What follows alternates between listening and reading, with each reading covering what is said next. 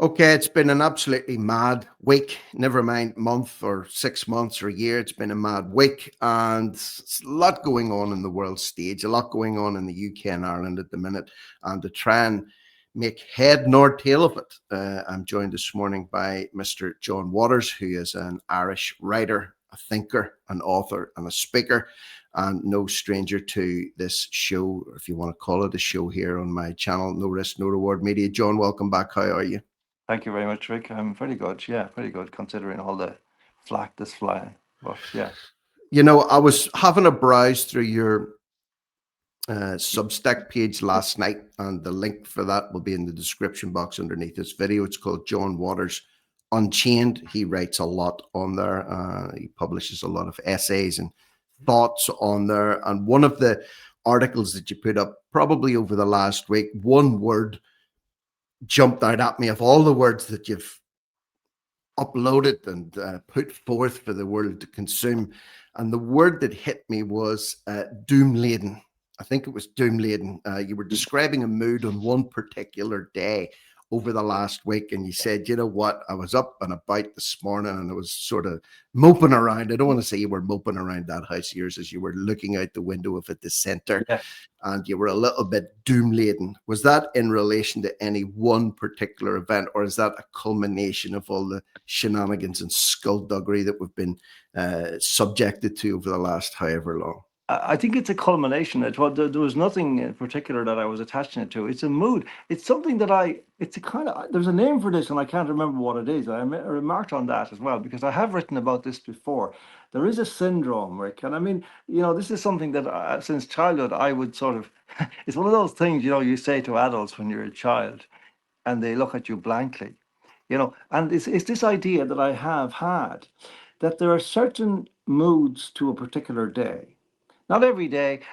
Some days can be more or less bland like other days, but some days have a particular characteristic that remind you of a particular other day Mhm. in your life. And it could be way, way back. And this last Monday, I had this very strong feeling about it, but this about the mood because there was clouds down and you're going around and the clouds are in your eyes, Mhm.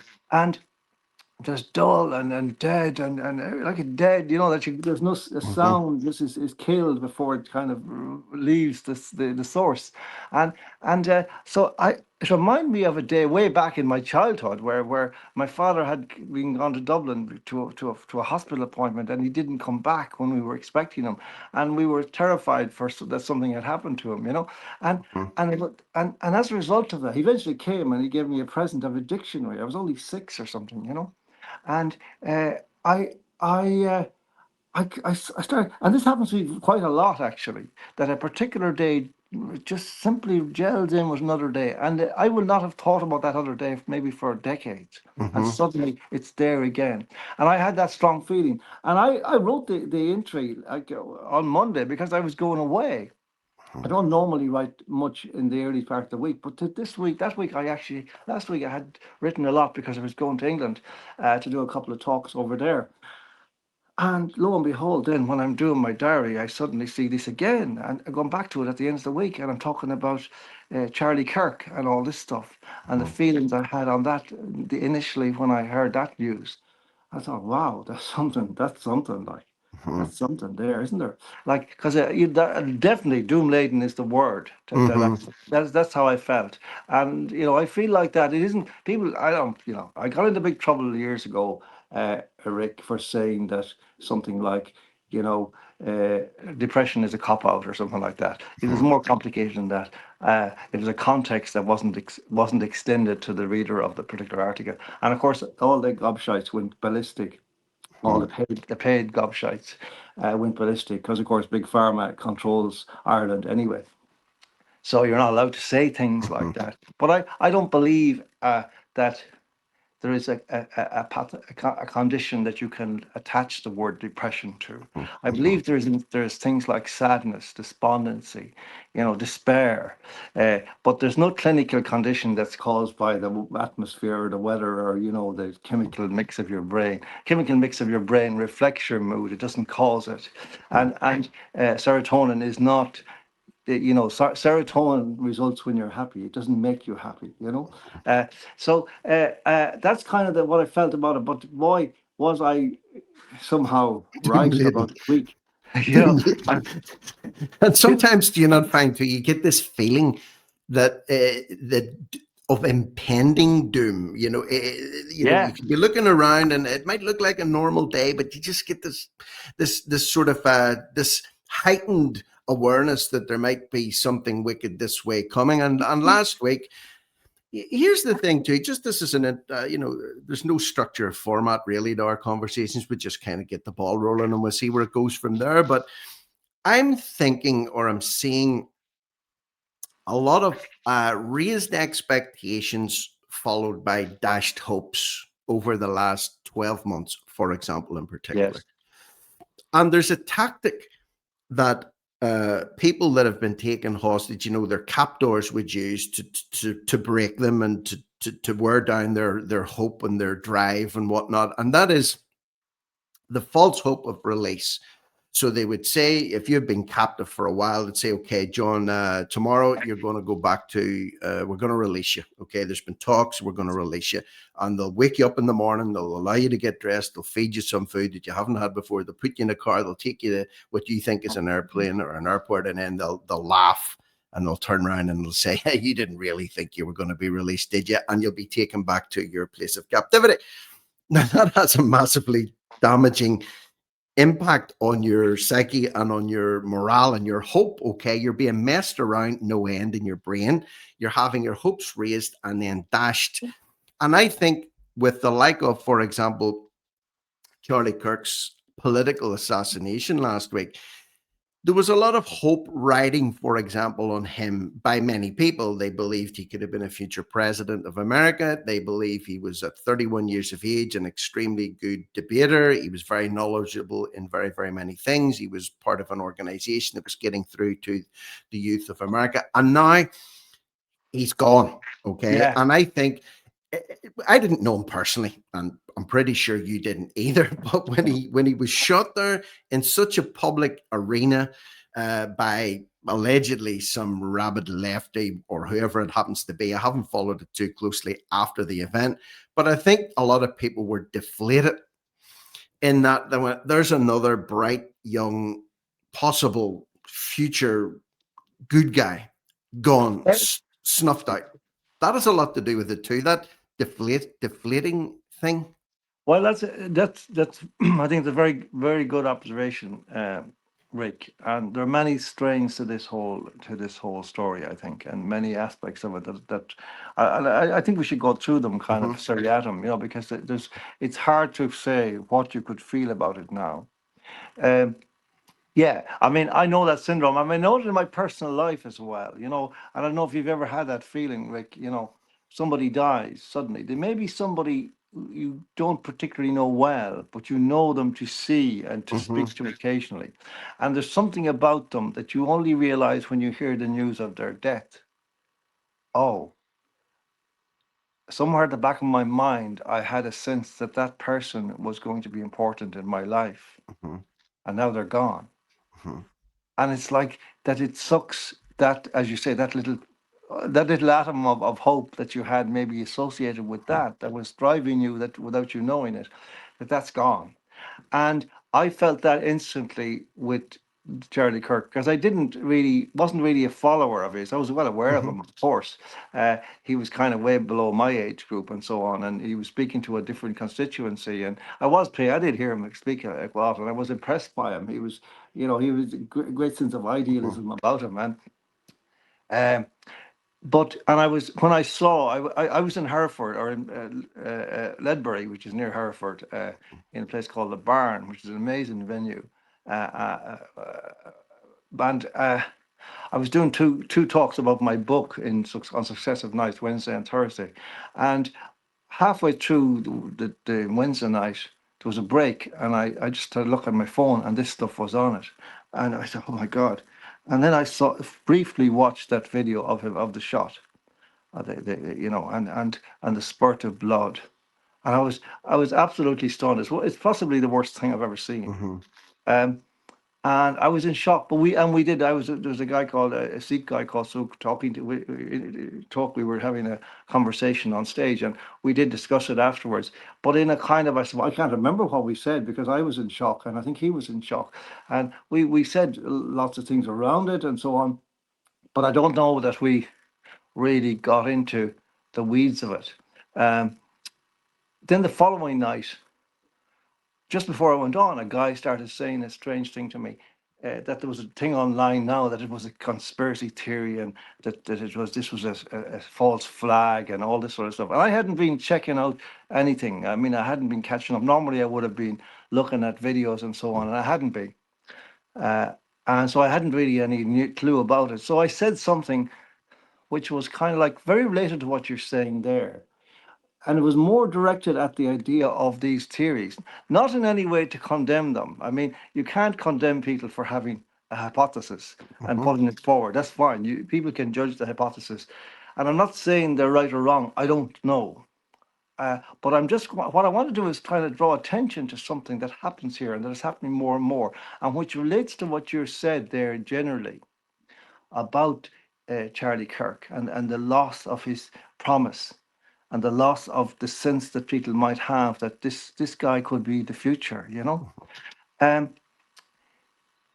what I said was that, you know, these theories come out immediately, and to some extent, some of them are just recreational, kind of Columboism, you know, kind of a bunch of Yeah. guys in a studio putting together various clues and signs that they see, which is, you know, valid enough. You know, I don't dismiss it, but the effect of it is ultimately to suck out our own sense of confidence in our own eyes, our Mm-hmm. ears, and our responses. In other words, you know, that feeling I had looking at that video, suddenly you hear this story, this version of things, and you think, oh, I was conned. Was I conned? I don't know. Now, this is the thing. There are so many aspects of this, and I do think we should double back and talk about this in a different way, which is the meaning of it taken literally, because that's what we should be actually thinking about. But we'll Mm-hmm. go back to that in a minute, Rick. And so that, in other words, it's like that the very potential to tell the truth is being constantly undermined. And then when you look at what the kind of evidence that's there, and there's lots of bits and pieces and more that I haven't seen, but there's a very interesting scene being shown lots and lots of times of the two guys standing behind Charlie Kirk Mm-hmm. just before he was shot. And one guy is wearing a white baseball cap.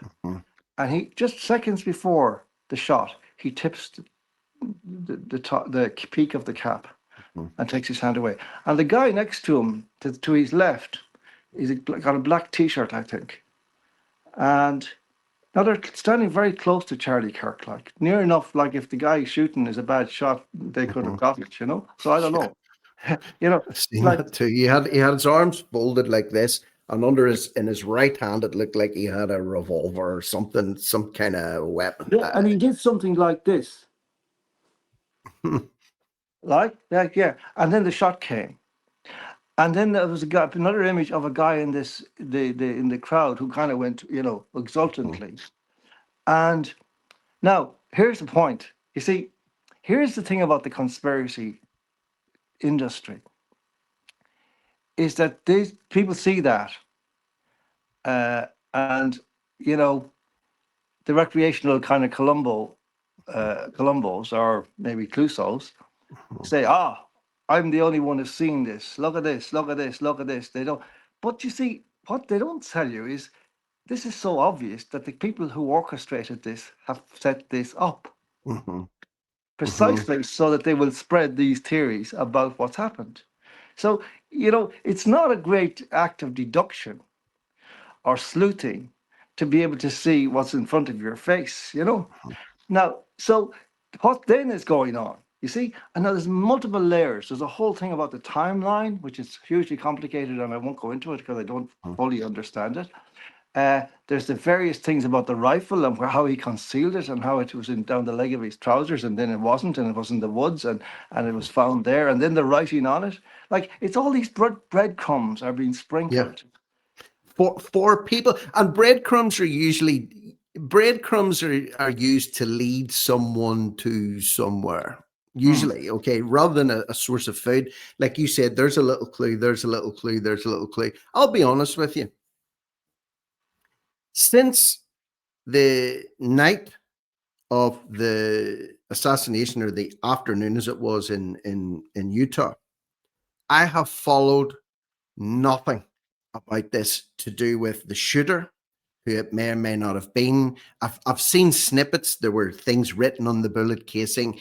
There was this, there was that, there was the other. His wife, when she came out and hung on inside the casket, kissing his hands with, all this madness that's going on since it. Yeah, I've purposely avoided it, and I'll tell you why.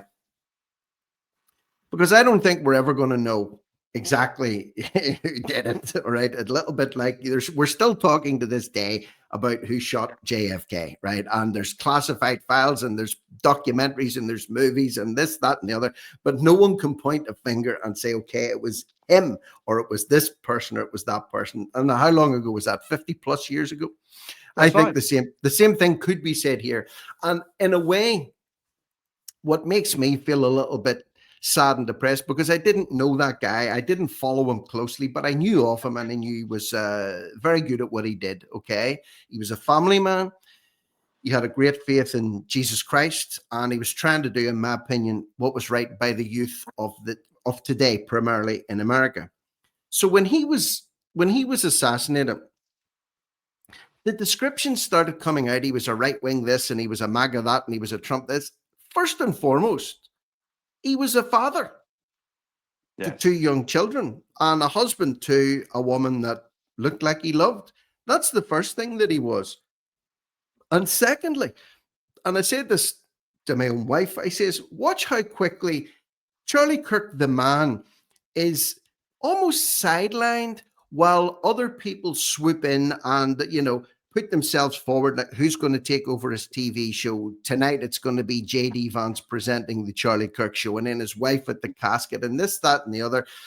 And Trump, when he was asked about him the other day, how you bearing up, Mr. Trump? He said, oh yeah, I'm pretty good. And then he went on and talked for about 2 minutes about the new White House ballroom that was being built. Okay. And really what I'm saying is, and in fact, there's a screenshot that I have here. This is something else that you wrote. You wrote about really this connection between living in the real world and living in this fantasy virtual world of the internet, where everyone becomes sleuths. I know what's happening. I'm down the rabbit hole. I'm this, that, and the other. And in reality, I always say that the further down the rabbit hole you go, the more covered in dirt you get. And very few people ever come out with a rabbit in their hand. They come out with dirt in their eyes. You know what I mean? That's so So true. I'm just saying him as a person reduced down to, okay, he was the leader of Turning Point, and he could have been a president, and this, that, and the other. And it's almost like he's an afterthought this week. He was the center of attention last week, but he's an afterthought this week, while the focus is now on his wife, who's going to take over Turning Point. Is Ben Shapiro going to take up, as in her words, the blood-stained microphone? And within a week, the guy's gone. And you also mentioned the assassination and the horror of it. Yeah. How Well, crazy is it? How crazy is it? And I'll throw this to you, and you can tell me what you think. How crazy is it that literally the world and their dog can watch a man's life being ended so horrifically, and not just from one angle? Some people have put together compilations of all the videos that were taken from every angle, and you have like a 60-second compilation of a man's life being ended in a public place in a pretty gruesome fashion. And I believe his wife and children were in attendance, from multiple angles in slow motion, while people then debate, not the man who was shot, but who might have done the shooting and who might have been responsible for it. I don't know. It's I, crazy. I agree, and I think that this is now a function of the TV internet society. Mm-hmm, mm-hmm. That we're so desensitized that it's almost, there's no distinction to be made between a movie Yes. and reality in front of us. It's kind of the same thing. And we, in a certain sense, begin to talk about these things in the same way as we would. Well, in the ad break in the movie, as it plays on the TV, we're discussing, did he do it? Or what's Columbo going to come up with here? It's all that kind of stuff. And the feeling is gone. The shock is gone. There's no shock anymore in relation to what uh, the feeling you have. This is my main thing, really, that I remembered with great clarity what I felt when I saw that, which was absolute actual shock, because I was watching a real event in more or less in real time, and I couldn't believe it. I was appalled to like, and all the things, the subtext were what you described: his family, his children, his life, this young man, this beautiful young man, let's say, Mhm. because he was beautiful, handsome, and also intelligent. He was a Kennedy, Mhm. that's what he was, really. And what And happened to the Kennedys? yeah, exactly. Now, here's the thing. Then you see is that, okay, then look at what's happened. The rollout of absolute horrible vitriol from the left Hmm. online. And I haven't looked at too much of it, but I've seen more than enough to keep me sick for the next week. Uh, like, that just shows you again that how desensitized our societies have become. Like, there was a time, no matter what your political differences were, there was you didn't speak ill of the dead in the first place. You didn't certainly, disparage somebody or justify what had been if somebody was killed. This is unthinkable. Now it's right across the left, and they have to own it. They have to basically accept it. This is who they are. This is who they are. And this is something that's happened into our culture. They try and make out that it's both sides. It's not both sides. When George Floyd was allegedly killed by a police officer, it turns out that he actually died from an overdose of drugs he took himself. Uh, eh, we had months of destruction all over America, in cities all over America. We had, marches in every, right in the middle of the lockdown, when we couldn't leave our houses, these people were allowed to stomp all over our towns and our cities, chanting slogans. There's none of that in the wake of Charlie Kirk, because the people, this confirms the thing that we have said repeatedly. There is no far right. There is no neo-Nazism. There is ordinary people saying, what the hell are you people trying to do to our countries and our lives and our children's lives? What the hell are you trying to do? This makes it clear, right? I don't want to say that there's some, positive fallout from Charlie Kirk's assassination. There cannot be such a thing. You cannot think in such terms. But it's certainly something to be observed in the course of what's happened, regardless of what the facts are, who did it or anything, that such slime exist in the world and have voices, loud voices, to shout down their enemies as they see it, their opponents in debate. Because on the other side of that line, you have cancellation of people simply because, like Charlie Kirk, they expressed opinions. Right? They didn't get to find. Thank God, most of them haven't got the same result at the end as Charlie Kirk has appeared to get. But my goodness, like, when will these people rejoin the human race? That's what I want to know. And let's not just say these. It's not just America. They're here in our country, in Ireland as well. Oh We yeah. saw them. We saw them writ large in the last month in relation to the Misha Festival. These blue-haired monsters coming out, and then supported by the corrupt purchase press, the local press in particular, but the national press too, calling people names, dubbing, far right, Nazi, fascist, this stuff. There is a price to be paid for this abuse of language, and now we see what it is. Yeah. And very powerfully too, the same voices that are spewing filth out after this man. And I mean, like, there's a lot of people. I'll be honest with you, in the world, I certainly wouldn't shed a tear if they died today. I wouldn't shed a tear, but I would never celebrate or No, rejoice over someone's grim end. I just wouldn't, because I believe what goes around comes around, and if you start celebrating that, it'll visit your door that's sooner or exactly. later. Also, so the same ghouls that are spewing forth their toxic filth in the wake of this event are the same ghouls that would shut you up and try and shut you down and have campaigned relentlessly to do so. And I mean, like, I don't know how many times I've talked to you over the last 3 years or whatever it happens to be. I've never heard you coming out with anything, how would you say, vitriolic or insensitive or inflammatory. You've just spoken Well, your mind passionately, and you yeah, should be but able to do that.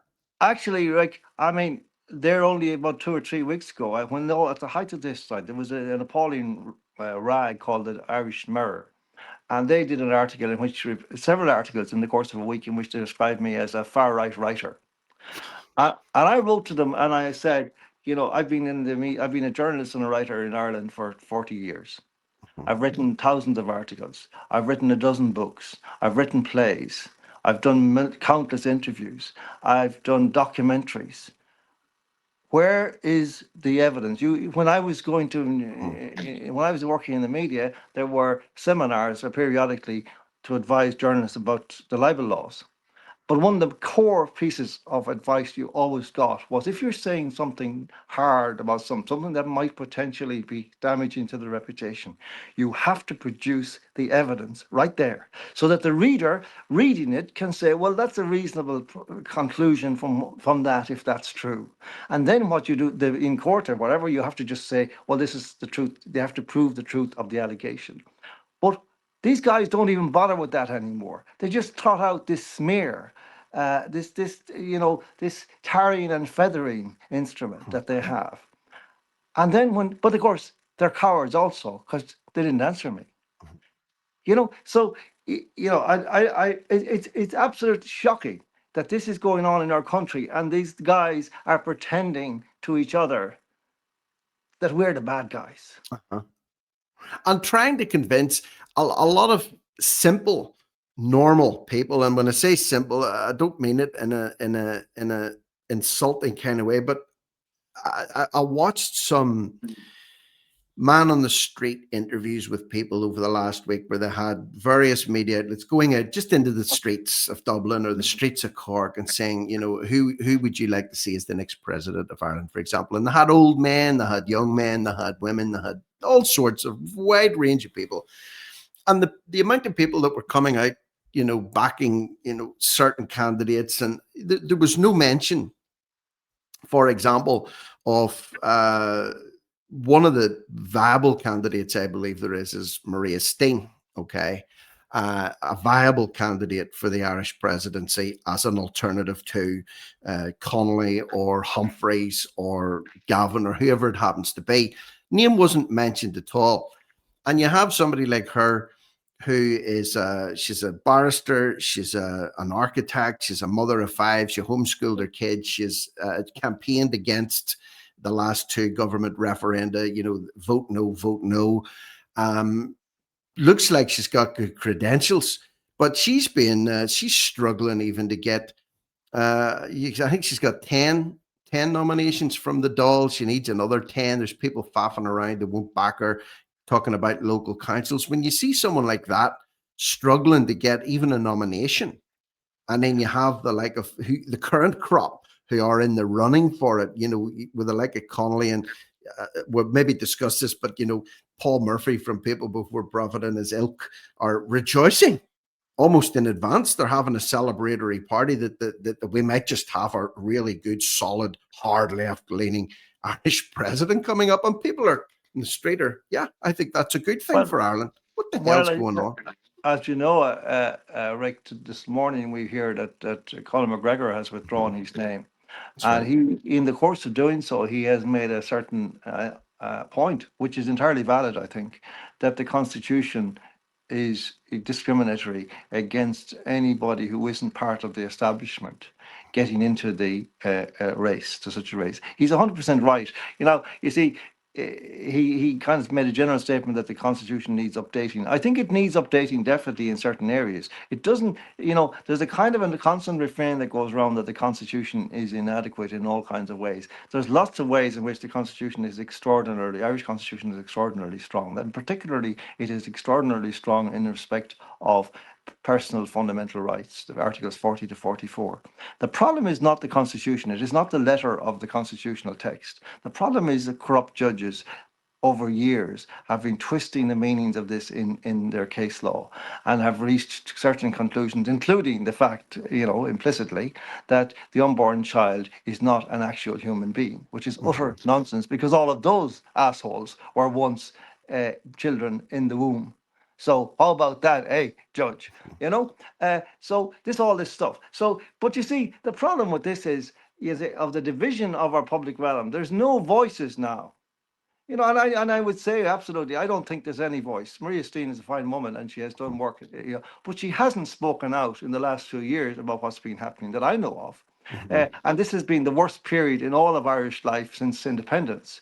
And yet there's been no Iona Institute, which she has represented, has been silent about some of the most egregious things that have happened in this country for decades and are still going on. So, I agree with you in the principle that this woman should be entitled to run for president. Absolutely.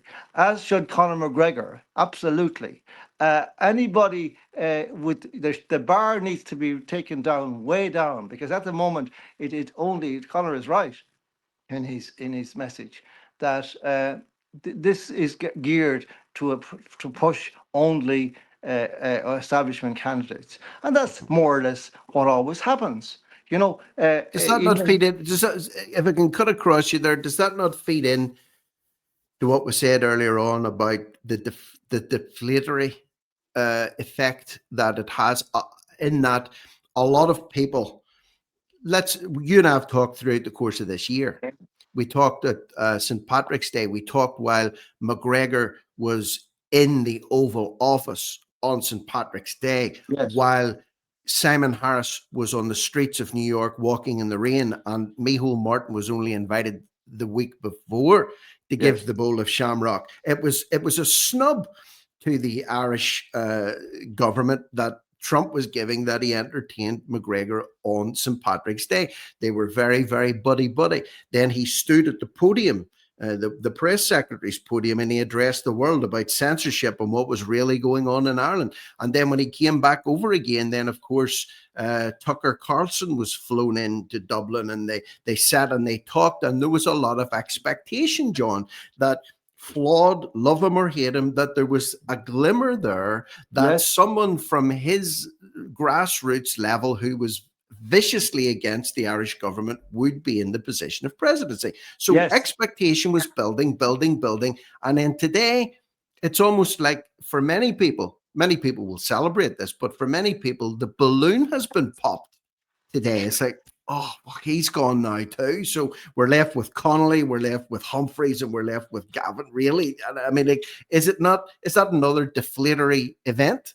Oh, it is for sure. And I mean, because even though it was somewhat mysterious as to how Conor McGregor was ever going to get 4 county councils or whatever requisite of the Oireachtas to back him, given the stances he has taken, that hope remained because he seemed so confident. And he kept talking as though, he was telling people what he would do when he was president, and that's part of the game as well, I guess. But now it's over, and people are left in the lurch again, and looking, well, what do we do now? Dashed hopes.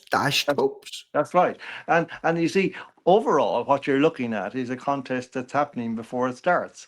You look at all the defections we've had already. We've had Michael Flatley announcing his candidacy potentially and then withdrawing. We've had Declan Ganley doing the same. We've had Heather, well, no, she's still there, but maybe not for long, Heather Humphreys, because she's got an orange husband, and people don't like orange things, particularly now, Rick, because of as they say, the orange orangutan in the White House. But notice one thing, I'll pick up on one thing about that, okay? A lot of people are saying it's not even so much the orangism, which is bad enough in many people's eyes.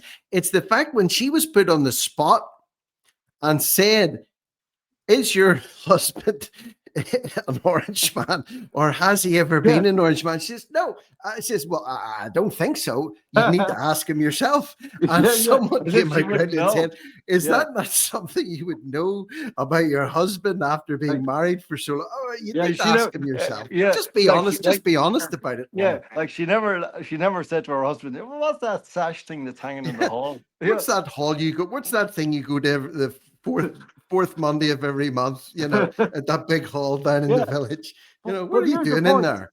Here's the point, Rick, ultimately, that it's as though the field is being whittled down before the game even begins. Yeah. And it sort of reminds me that, it makes me think that, it's almost if the eventual winner has already been decided by somewhere, person or persons unknown, someplace, maybe not in Ireland, and that they're just whittling, they're just getting rid of all the others, and then it'll be down to two. Then there were two, and then it'll be just one. And it's sort of like, it's almost like, the way that the soccer team under Jack Charlton used to get into like Mhm. the higher echelons of comp championships by, boarding up the goal mouth, and lurrying the ball into the stand for the 90 minutes, and then no goals, but then they wait for the result of other games to see who got stuffed, and then they move into the quarterfinals finally, and they get to a penalty shootout at the end, and then they lose. So it's like, that's the kind of nature of the process. It seems that the presidential election is now. Now, I said at the very beginning, this is the dirtiest competition, political contest on the face of planet Earth. The American presidential election has nothing on it, in my view. The dirt that can come out because of the desperation of these people, and also the puppet masters behind it, particularly nowadays, where so much rides on this. Because the last thing that these people want, I call them the combine, the supreme overlords of our futures. The last thing they want is Conor McGregor uh, sitting in the hours on Neutron with his pen poised and wondering what he's going to do next.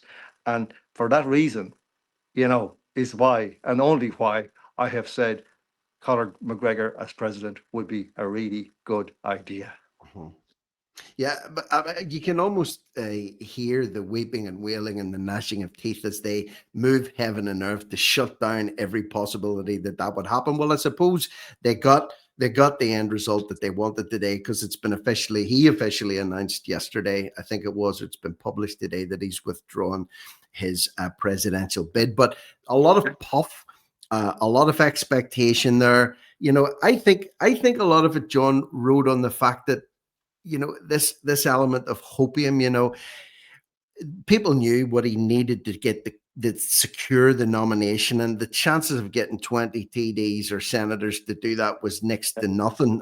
The only hope really was on lobbying local councils, and it only looks like he started doing that properly at some point in the last 7 days. Now Yeah. he's thrown in the towel, as it were. He's decided it's not for him. He's going to focus on bringing business into Ireland and so on and so forth. But I feel in the same way, and it's not even close to compare the two events, but I feel in the same way that people got it, and they had their hopes dashed when Charlie Kirk was assassinated last week. There's a lot of people who maybe put the blinkers on and hoped beyond hope that McGregor would be the next president. I think in the same way, but in a completely different set of circumstances. There's going to be a lot of people waking up with this doom laden feel this morning, because that bubble has now burst too. And it's a case of look at Simon Harris, right? No, I think arguably he's one of the most hated politicians in Irish history, Simon Harris.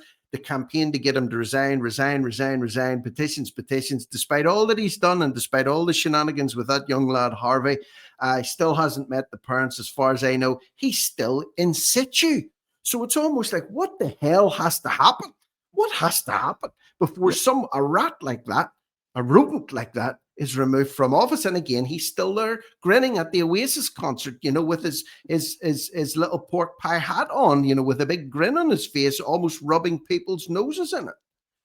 It's shocking, Rick. It really is, and you know, you're dead right. I mean, but this is, you see, this is the consequence of the coup that I keep talking about that happened in 2011. That we essentially have to have these creeps because there will nobody else will be allowed in, and that's the bottom line. Unless people start to look at the big picture, you know, because one of the things I felt about this whole campaign is it's a normalization process, including this Dean candidacy and all the other candidacy.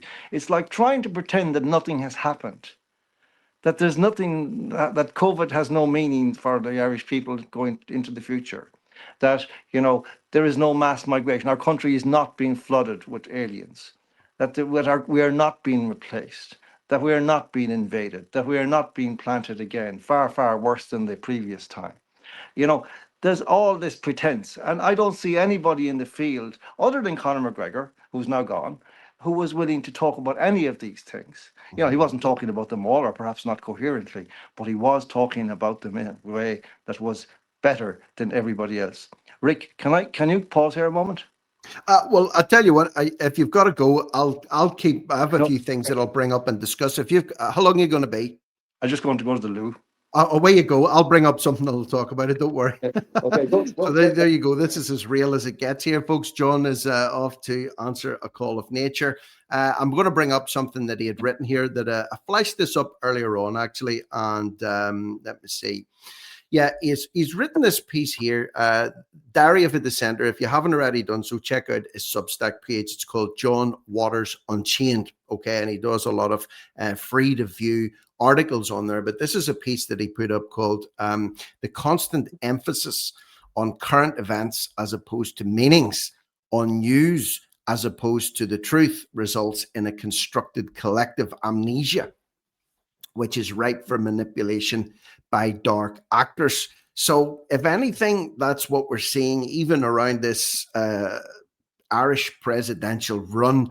There's a lot of manipulation there by dark actors and people that are operating behind the scenes, and the constant emphasis on current events as opposed to meanings. You know, what we're talking about today, we've been talking about on and off for a period of time. For example, the Irish presidential race and McGregor's place in that, the influence that he could have, the reality of him becoming president or not.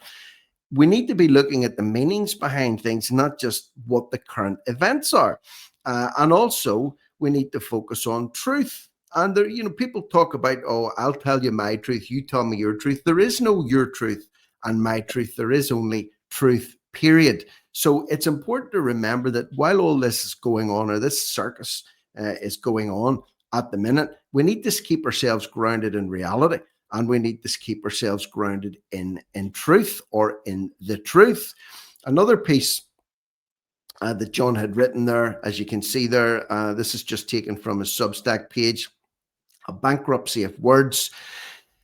This is to do with the destruction of Christian values in Ireland has been a hammer blow that broke the bolt that once stood between us and the gaping darkness. Well, the same thing could be said. John's just came back there. I'll bring you back in here, John.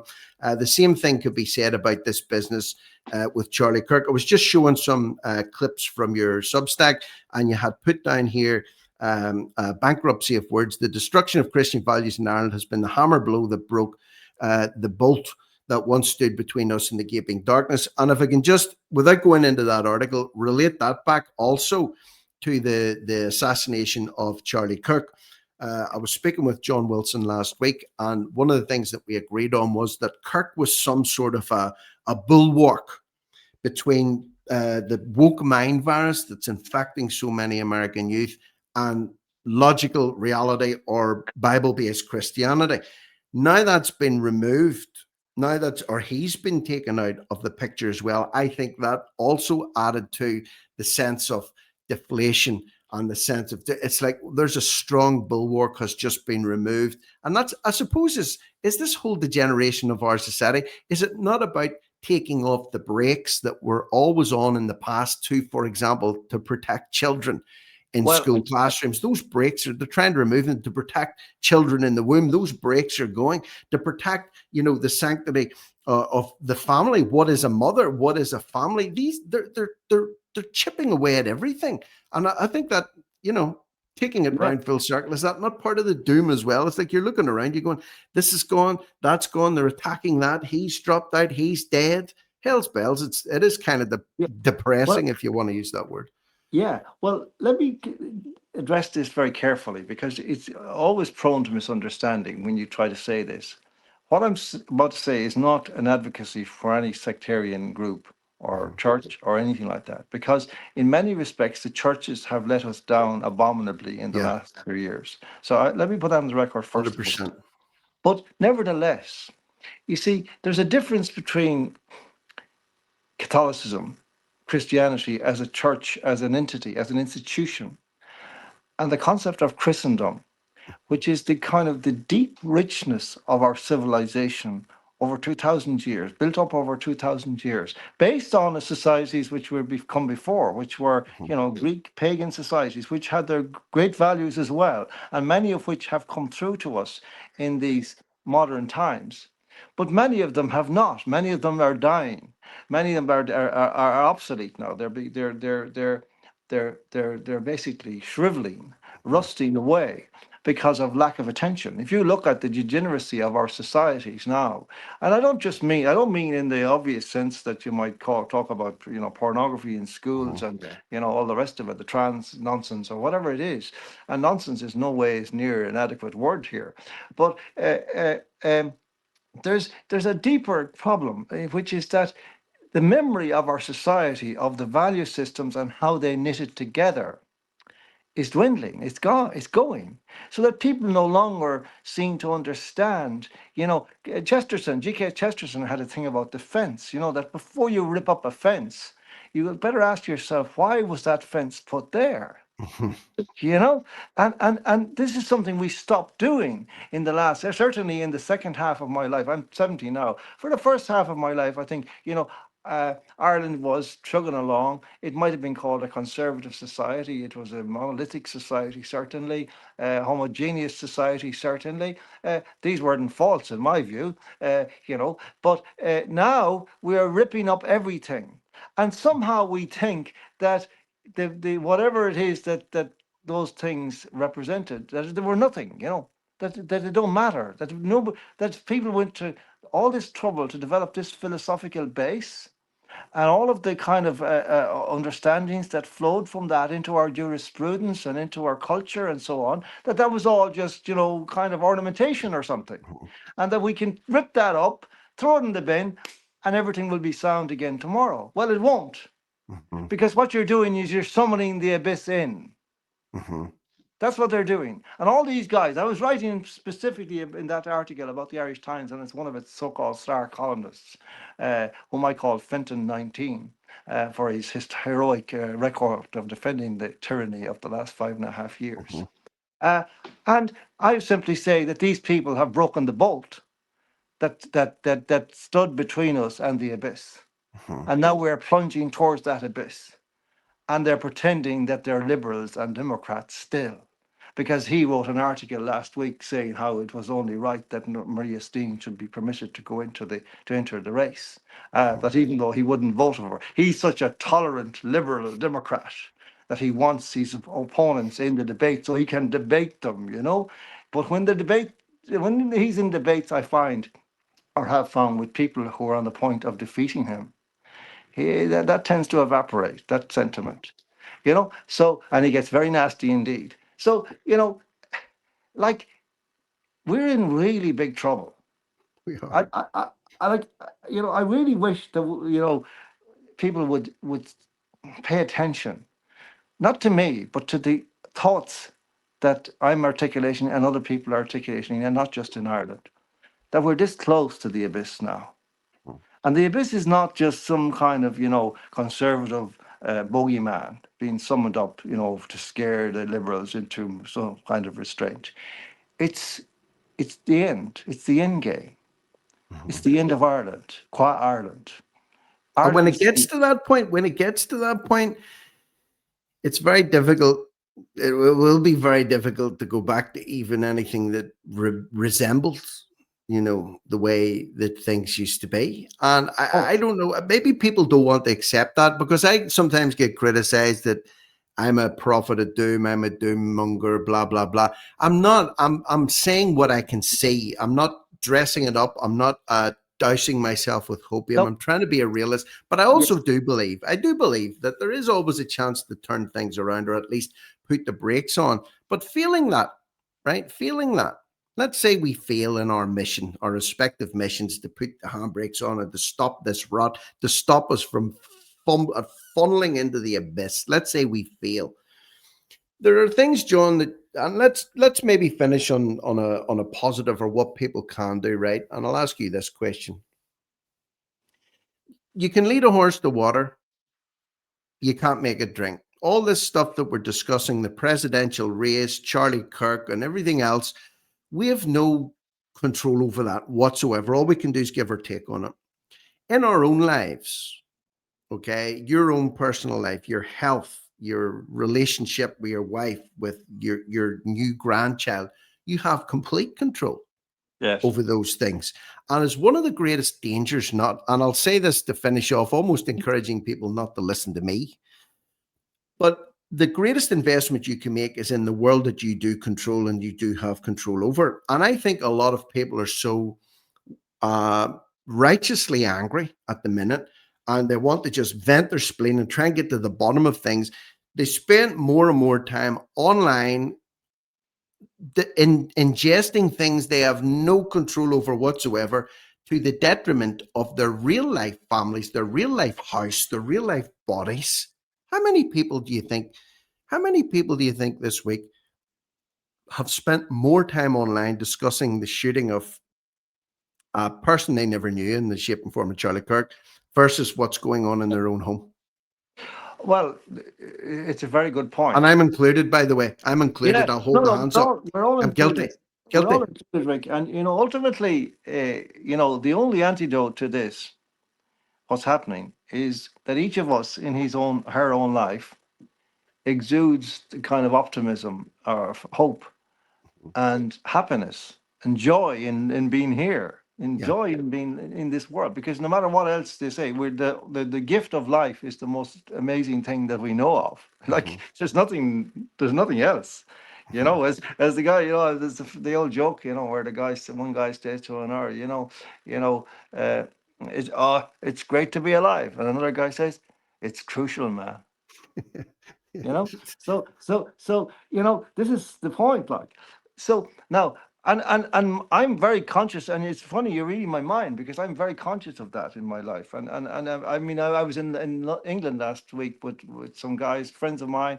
We drove over in a van, a camper van, and we had a great laugh, and we went and we talked to people, and we had an extraordinary couple of days meeting people, and getting another sense of another part of the world. And we Mhm. realized coming away, these people are exactly like us. They're English, Middle England people. They're exactly like us, which is something you wouldn't necessarily feel in London all the time. But when Mhm. you go down to Ledbury, this is a town where you went to a cafe, and the girls there, the waitresses and so on, they're immediately, like, they're laughing and talking and joking with you at the table, like, and it's absolutely uncomplicated. It's straightforward. It's just people enjoying life, and this is so important, Rick. So Mhm. important. No matter what these bastards do to us, that we do not give that up. And in that spirit, I've been thinking about this in the last year in particular, since the beginning of this year, and I started doing things that are kind of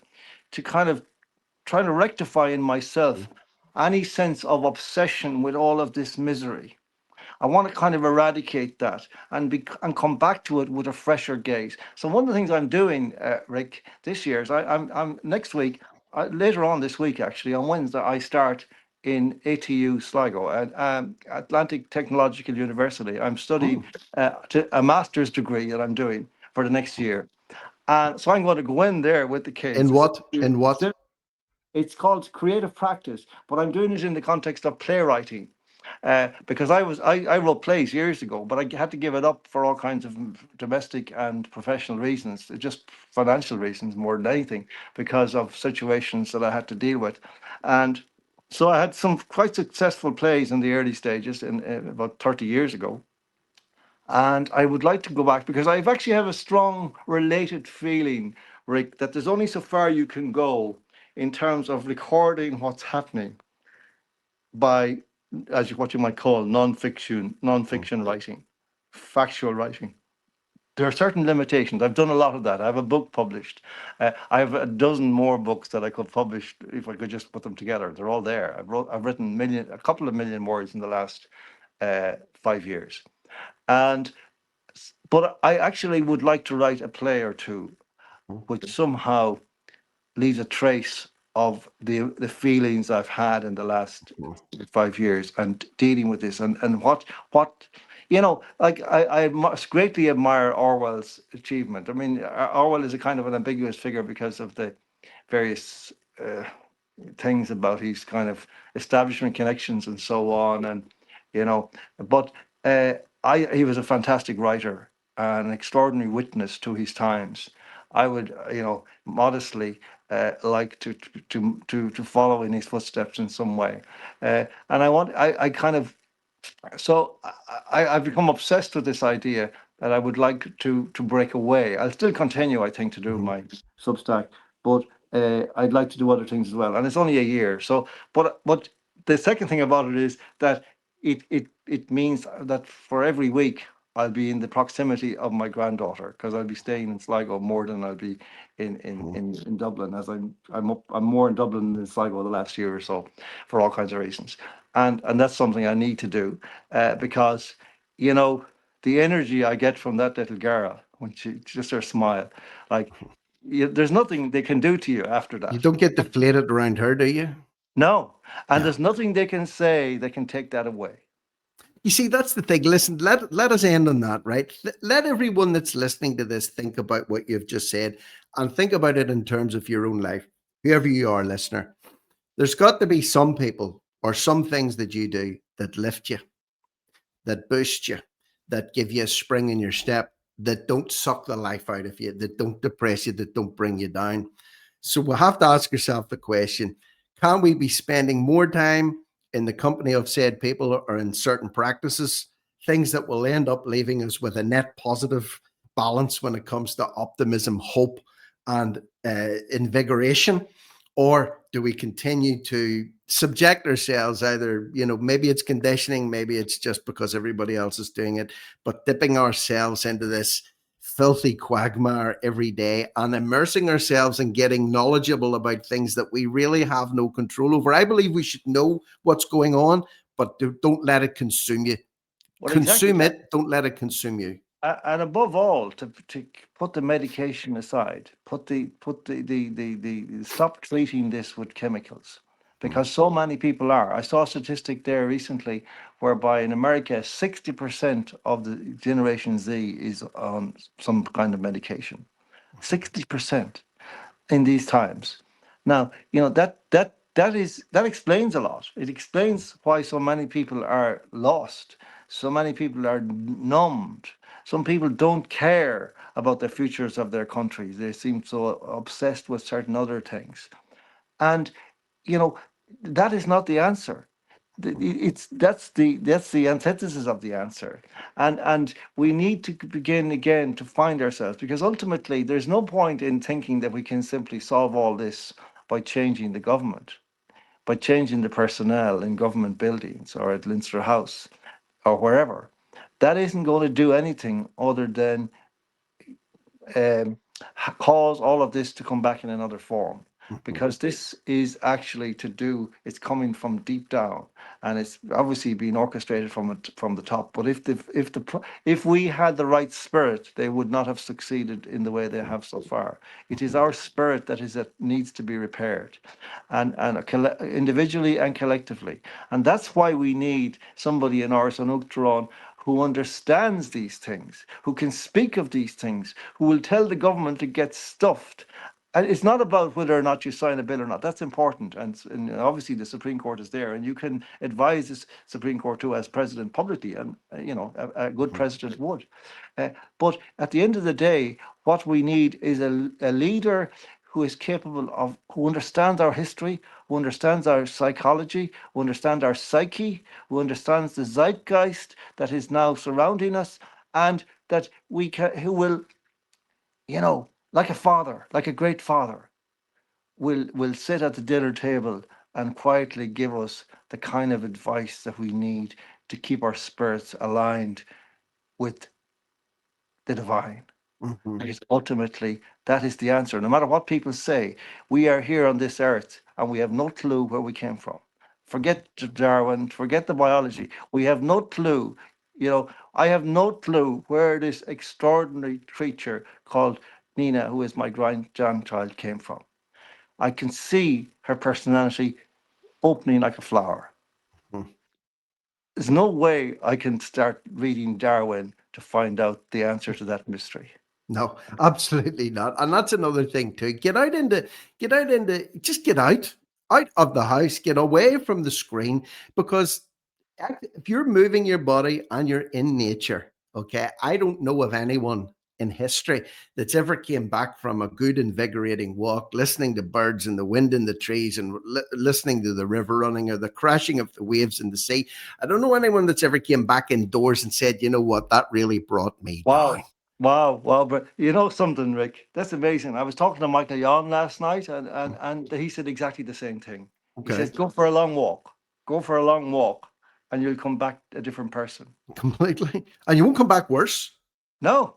You won't Oh, come back, no. but spend the same time online or getting yourself tied in knots about stuff you've no control over, you end up as a wreck. So there you go. Simple as that. If you haven't done it, try it. Just keep putting one foot in front of the other outside. And if you can, don't listen to music. I do it a lot when I'm walking, but don't listen to, just listen to nature and think about, try not to overthink things. Be grateful. Be grateful for your legs. Be grateful for your eyes. Be grateful for what family you have. Be grateful for the clothes in your back. Be grateful you've got food in your belly. Be grateful you've got a roof over your head. And if you replace doom with gratitude and a little bit of activity from slouching over the computer like we're doing now, you'll end What? up better, won't you? One thing I just want to add. We were in Ledbury last week. We were staying with this amazing guy called Robin, who has revived this 350-year-old building, the Barn, and done it up with his own hands. He's just beautiful, and people should, if they're ever in the vicinity, go over there. It's near Hereford, and look at this thing and go there. And because he's this guy is so clued in, but he said such a wonderful thing there in the middle of one conversation we had, that he's coming up. He's not as old as I am, but he's coming up there, up maybe to my right, and he said, I've decided I'm not going to be worried about anything anymore. I'm not going to be frightened of anything anymore. And because he says I'm too old to be worried and frightened, I'm just going to live my life and see what Yeah. happens. And what can they do to him? What can they do to me? What can they do to you? What's the worst? They're going to kill us? Okay, well, it's happened to Charlie Kirk, and that's the way it goes. But there are worse things, in a sense, than being shot dead, if what they're going to give you instead is a life of slavery, which Or is as Orwell put it, his vision for the future was a jackboot stamping on a human face for the rest of eternity. So let's yes, not let's avoid the jackboot.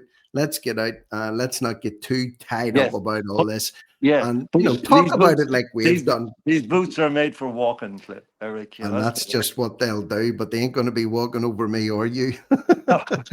So listen, it's been a great chat. I really didn't know where it was going to go, but it went somewhere. And I want to believe as it ended, maybe somebody will pick up something from it, get out, and maybe your spirits will be lifted up just an inch or two, even as a result of having listened to this conversation. So Mr. Waters, as always, massive thanks to you for taking time out of your day. I really do appreciate it. Thank you, Rick. Thank you, people, for listening in. Cut and paste the link, share it.